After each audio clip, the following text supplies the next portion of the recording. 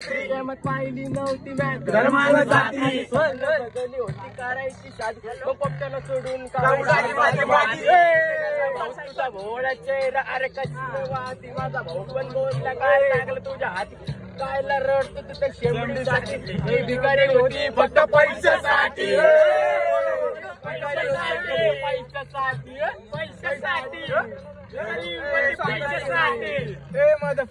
गुलाबाची कळी तिच्या गालावर मनानं काही खायला माहिती आली लाल झाला होल पाडून घे पैशासाठी